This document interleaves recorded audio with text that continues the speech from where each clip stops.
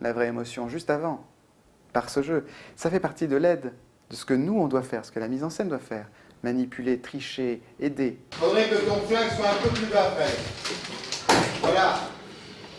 Je triche en fait alors. Ouais, tu triches parce que là, t'es en contre-plongée, on voit plus ton visage sinon.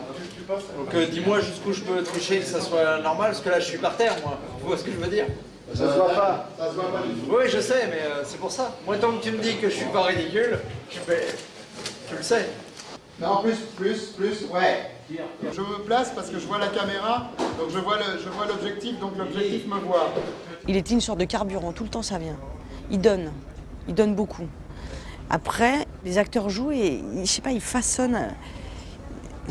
Il est très aidant, moi je trouve que ça aide énormément. C'est pas si souvent que les acteurs, on a le réflexe, dès la prise finie, de regarder tout de suite le réalisateur. Là, moi, je l'avais. Je vais compter jusque 3. À 3, tu vas revenir. 1, 2... Si tu essaies encore de le faire parler, je le tue. De quoi il ne faut pas parler, Minotaur?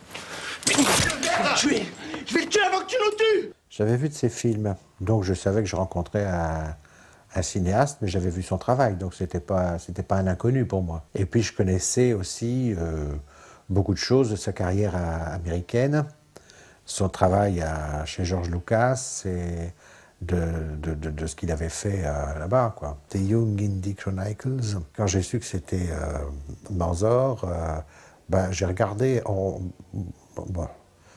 sans avoir à critiquer ou à juger du travail des autres, il y a des choses où on voit l'adresse d'un cinéaste. Il y a des gens qui filment d'une façon ou d'une autre façon. Il y en a qui cherchent où mettre la caméra, il y en a qui ne cherchent pas, qui trouvent. Alors je préfère ceux qui trouvent que ceux qui cherchent, quoi.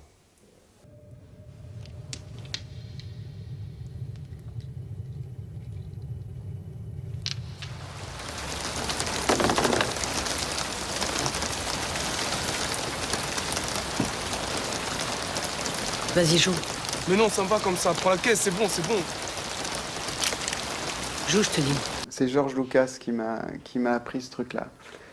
Quand on s'est rencontrés sur Indiana Jones, il m'a dit « Est-ce que tu connais quelqu'un qui s'appelle Joseph Campbell ?» Je dis non. C'est quelqu'un qui a recensé toutes les histoires qui ont été écrites dans le monde. Et en fait, il a fait une étude comparée. Et il s'est rendu compte, en les regroupant, qu'en fait, dans le monde, il y avait 10 histoires qui se re-racontaient en permanence. Et du coup, maintenant, chaque fois que j'écris un scénario, quand c'est fini, je me dis « Mais c'est quoi l'histoire que tu as re-racontée, toi aussi, là ?» Et d'un coup, quand j'ai fini d'écrire Dédale, qui était déjà, où il y avait déjà ces complexités à mettre en place, donc Dieu sait si je ne pensais pas au mythe, mais je me suis dit, mais là, tu es en train de... Tu racontes le mythe du Minotaure.